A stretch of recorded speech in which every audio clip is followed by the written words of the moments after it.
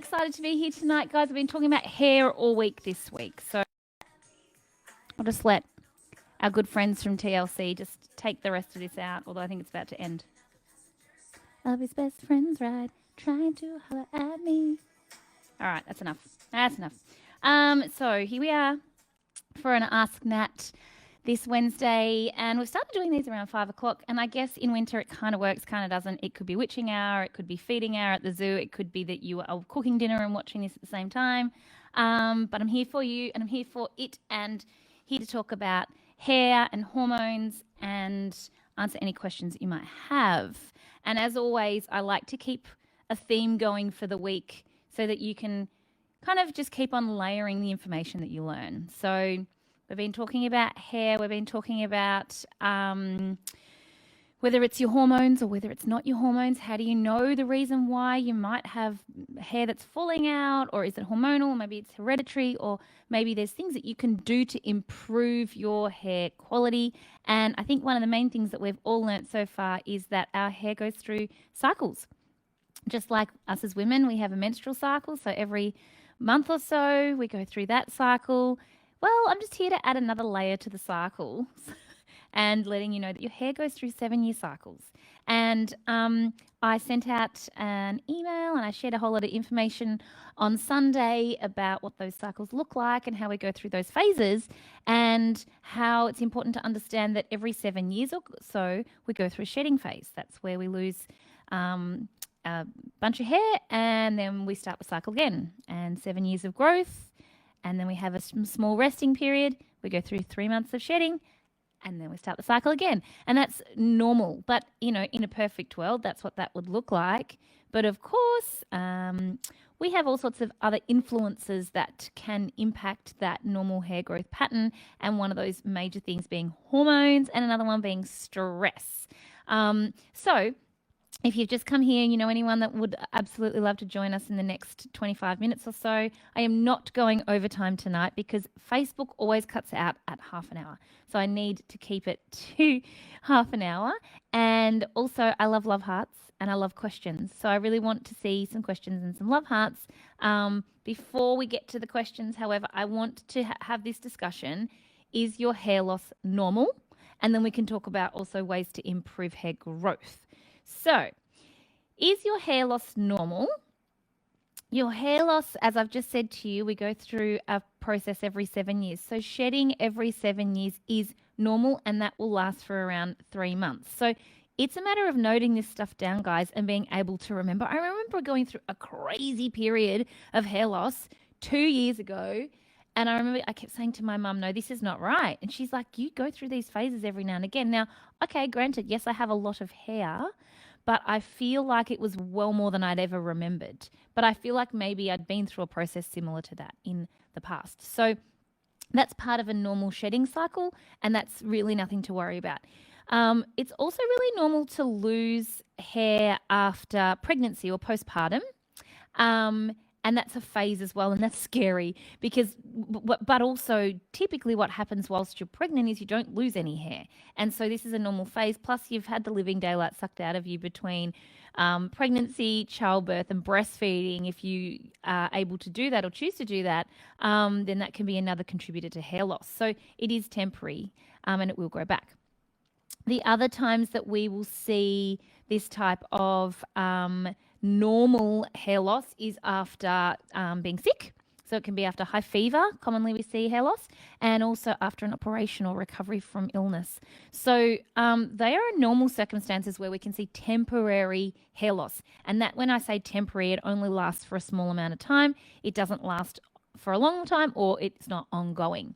Then we can look at our hormones and reasons why we might be losing our hair when it comes to our hormones. Now, I would say actually this is a blurred area. Stress is a blurred area, because I would say postpartum, after an operation, after being sick, they're kind of stresses. And it is common to lose hair after a period of high stress. But then I'm going to look at it on the other side of when it comes to our hormones, and after a period of high stress, cortisol can actually target and damage the hair follicle. And so it can be a time where we might see hair loss, obviously. That's what we're talking about. After a period of high stress, We might see it when we see conditions like polycystic ovarian syndrome. It's very common to see consistent hair loss and thinning, definitely. And this is where it takes more of the male baldness pattern, where it's kind of this patch around the top of the head. We can see it in hypothyroid conditions. And I think you typically would put that in line with things like headaches, weight gain, brain fog, insomnia, brittle hair, skin, nails. There's a whole lot of other clues that you'd be looking at. I don't think it'd just be hair loss. And then we can also see it when we've stopped taking birth control. So common, and around the 6-month mark after. And during menopause, when estrogen and progesterone quite rapidly fall, we can also see hair loss happen at these times.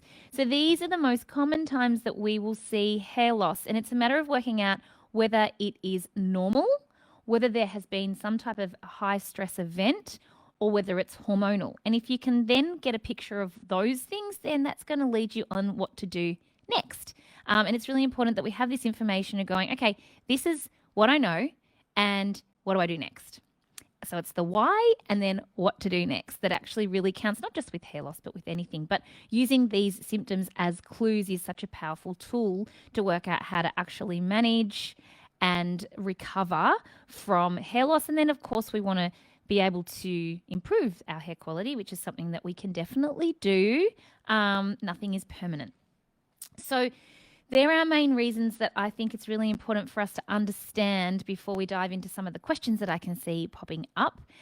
Now, also when it comes to any corner of our health, the other really big foundation, or the foundation, is our gut health. And so this is also why we can see hair loss, especially with eating irregularities or eating disorders, because the nutrients simply aren't available. So obviously gut health becomes a big factor. If you can't absorb nutrients or the nutrients aren't available, then that can have a flow-on effect to our hair. But obviously the quality of our hair, that definitely lies with the quality of our gut and our quality of our gut health and our gut integrity. So if you're sitting here and you're like, look, I don't have hair loss, but I would like to see healthier hair, there's definitely amazing supplements out there that you can utilize, but it's also looking at the nutrients that are available in these supplements. And you can also eat food, and I think you should be eating food above supplementation. My dad just piped in and said, my hair started to go grey and fall out when you turned 15, Nat. Thanks, Dad. It's very useful feedback, and I've probably got a supplement for that for you. And also, I wonder how my South Australian friends are doing in lockdown. I think that's probably why Dad's watching my live at 5 o'clock, because there's not much else to do. I'm going to start to check out some of these questions. There aren't many on Facebook, and that's fairly standard for Facebook, but I'm just going to have a look at what we've got going on Instagram here. Answer some of these. Okay, so let's start answering some of these questions, because I think that a lot of people would find these valuable. So, would love to know shampoo and conditioner you recommend, as I think that would influence hair loss and growth as well. So guys, did you see the giveaway? We're going to announce this giveaway tonight, but Oway, the product that I shared as our giveaway on Instagram, which is about to close, is truthfully the products that I use. So whilst those products were gifted to me, and you saw hopefully the reel that I shared, I hand on heart love these products. And you'll probably find with most of the things that I share, it's because I use it myself and I love it regardless of whether it's gifted or purchased. But I don't generally share things that I don't feel that are worth sharing. So that's because, you guys trust what I've got to say as well. So Oway is a brand. Now, yes, you're right, shampoo and conditioner, but we think of it's just like skin, outside in and inside out. So gut health definitely is really important when we look at it from an inside out perspective, and then obviously what we're putting on our hair, and then also how that impacts our hormones. So if we are using shampoos and conditioners, a lot of the conventional shampoos and conditioners contain chemicals that mimic our own estrogen, which can be problematic for our hormones as well. So I'd really encourage you to find products that are clean. That doesn't always mean organic, but definitely clean is very important. And look, another layer to that is definitely organic. But the Oway range is outstanding. I love that range. And there are other amazing low tox or no tox products out there. One other thing I'll say about shampoo and conditioner is using it correctly. So, obviously you're using shampoo and conditioner, you're using shampoo to wash the scalp, but that kind of runs down your hair when you're washing it. And I'm by no means a hairdresser, by the way, people. But you don't really need to wash your ends. So the stimulation also is anywhere that you do that is going to be amazing, whether it's your skin and you're trying to stimulate collagen formation or to treat scarring, or the same goes with your head. Like, make sure you give it a good massage every single time you wash it to stimulate the scalp and to help to promote hair growth, but also to definitely get rid of any residue or buildup of products that you might be using. I really try and only wash my hair at the most twice a week, and that's just because that's what works. My natural oils get to do their thing. I try not to use many products. It also depends on your hair type, and I know that I have the type of hair that definitely can do that. So, and I know not everybody does, but also when it comes to oily hair, I'd definitely be looking at that from the inside out and not the outside in, looking at gut health, looking at hormones, and just making sure that they're in check would be really important for oily hair. I'm asking for my sister. Sure you are. No, I'm joking. Do you have any suggestions for extreme hair loss after weight loss surgery? So this is where nutrients become really important. It's my one thing that I really do wonder when it comes to weight loss surgery, because all of a sudden there's a lot of restriction, and for some people they can't digest food, and then there's also food that's not being digested or being brought up, which means missing out on huge amounts of vital nutrients, vitamins and minerals. So I would say nutrition absolutely counts. Gut integrity really counts. So soup, stews, broths, really important for gut integrity and for making sure that the body's getting the nutrients that it needs. Pre and probiotics are also extremely important, and I would definitely be starting there and making sure that whilst there might be a vast reduction in the amount of food, it's the quality of food that now is being consumed to support, hair is an extension of what's going on in the inside. So don't think that you have hair loss and nothing else. There's other things going on as a result of that, and it's a sign or a symptom. Again, our bodies are always speaking to us and giving us information. So using those clues is really important.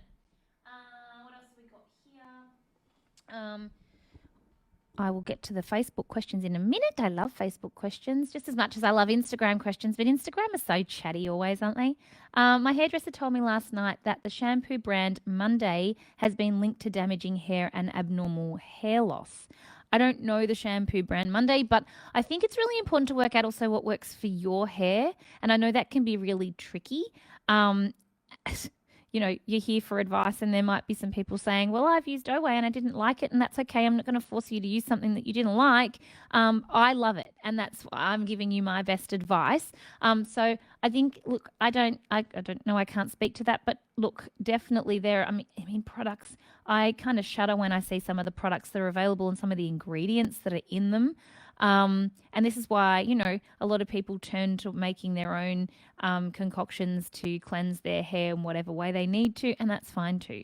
It's just about what works for you, but making sure that you're using brands that aren't full of nasty chemicals, especially if you have hormone imbalance in the first place, because those chemicals will go straight through your scalp into your bloodstream and definitely disrupt hormones. I know I have high androgens from pathology and suffer PCOS. Is there a way to lower androgens, control the crazy facial body hair growth without spending fortunes on laser? Worst, postpartum. Okay, so, this is a really common symptom associated with PCOS, and that's because typically, there's different symptoms associated with PCOS, but those that have PCOS that also see facial hair and hair loss, definitely we would associate that with true PCOS. So this is the PCOS that is the typical, what we've known for a long time, elevated androgens, insulin resistance, and gut is often related to that, and liver. So it's working on these things to optimize body function and hormone balance to then actually treat the symptoms that you're seeing. So whilst the facial hair is a symptom of the elevated androgens, we need to look at that and go, okay, well, how do we get your body to better regulate androgens? Not this, how do I stop growing facial hair? Like, why is the facial hair there? So one of the best ways we can do this is to make sure that our body is, our liver is detoxifying our hormones properly to help us eliminate excess hormones like testosterone and estrogen. And then also to make sure that our insulin, we're looking at insulin resistance and that our levels are in check. So excess or insulin that's roaming outside of the cells will drive the ovaries crazy, and that will stimulate them to make more testosterone, which will contribute to these types of patterns that mimic male hair growth patterns. So we want to get the cells to allow the cells to be more sensitive to insulin. This is why I love intermittent fasting, and I talk a lot about it. And if this is you and you want more information, then definitely jump over onto my website and just type in fasting, and you'll get a whole lot of information there that helps you understand the benefits for PCOS and insulin resistance. So there are a couple of things that you can start to do and look into if you do have PCOS that are going to treat the reason that it's happening, and therefore the flow-on effect is treating the symptom.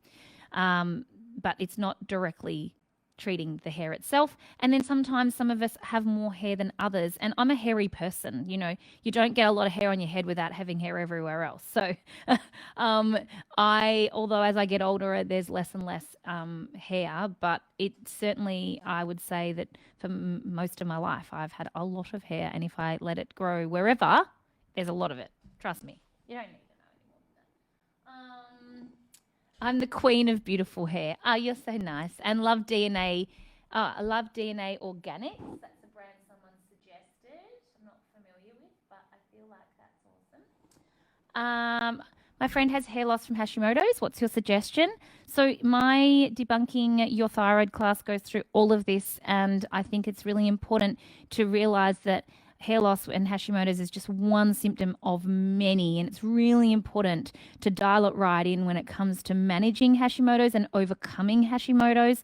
For many people, they can definitely get to a point where they can substantially lower their antibodies, but also they can get to a point where the antibodies are so low that they're really managing and recovering from Hashimoto's. It doesn't mean they're not predisposed, and we talk about this almost on every single live that we do, but your genes obviously dictate what you're predisposed to, but the environment that we put them in then determines how they're expressed. So, or what shows up. This is the idea of epigenetics. So it's important to understand that. So Debunking Your Thyroid is my masterclass that teaches you, it helps you understand why you are being or showing up with Hashimoto's or hyperthyroid or hyperthyroid. It helps you understand your test results, and it helps you understand what nutrients and treatment you need to recover or at least manage. Everyone's different. I won't say everybody gets to a point in their life where they're no one's ever free of it because it's genetic, right? But it's about living without symptoms, and that means that you're in a place of recovery. So debunkingyourthyroid.com, or on my website, you can have a look at all the masterclasses, or at the link in my bio on Instagram. Let's have a look what else we've got going on here. My friend is on tablets for her Hashimoto's. Her hair is so thin. Yeah, so you need to treat the root cause. So the thyroxine that she's taking is helping her thyroid to pull it into line with where it should be so that she should feel better. But the problem with that is it's not treating the underlying issue. So it's good to support the thyroid, but if we don't look at the antibodies and start to treat that, then you'll always find yourself needing more and more and more and more. And it'd be nice for patients to not need to require more and more medication. But either they get to a point where they don't need to keep increasing that, or that they can speak to their doctor as long as their levels are good. I've seen many patients recover and not necessarily require thyroxine, or get to a point where they're on a really low dose. So that's always done in conjunction with their GP, but I can tell you many, many times we've got people to that place. So it's not just the tablets won't stop that necessarily from happening, because the antibodies are still present and they're not treating that aspect. They're not looking at the gut. They're not looking at the autoimmune reactivity, and so that's what's really important when it comes to thyroid, which is why I created Debunking Your Thyroid. Lots of hair too grows wild if I don't wax. Oh yeah. What else we got here? I've had my thyroid removed. Is your debunking course still relevant? Yeah, we talk about all the essential nutrients that your body needs.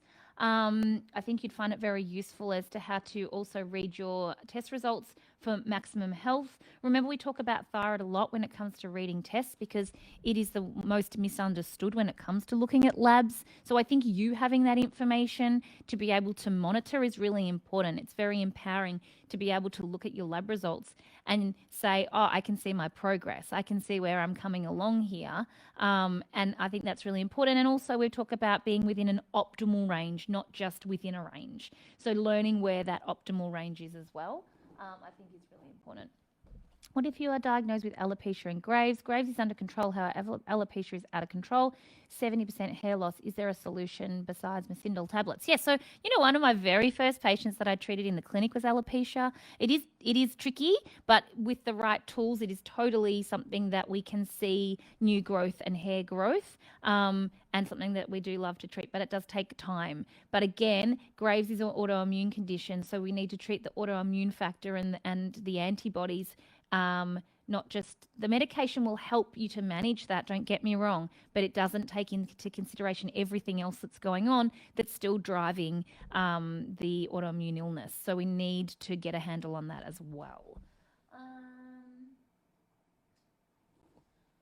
What about if your doctor recommends a scalp biopsy? I don't know your history, so it's very difficult for me to say what to do with that. But I think that it's always important to follow your doctor's recommendations. You can always look at other options as well alongside that. I don't know why he would be recommending that. But I mean, often when we see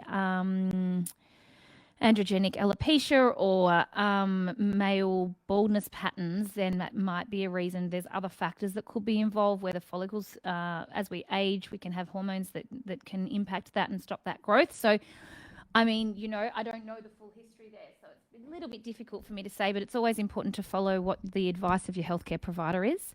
What about very high thyroid antibodies? But a normal range thyroid, can that affect hair loss? Yes, definitely. I would still want to look at why the thyroid antibodies are high and also what your other thyroid hormones are doing, not just your TSH. Teach that also in debunking your thyroid. It's a lot of thyroid questions all of a sudden. I love it. I think I have thyroid issues, but it's not coming up in blood tests and doctors are sick of me asking. I know this can be really frustrating. I'm going to put...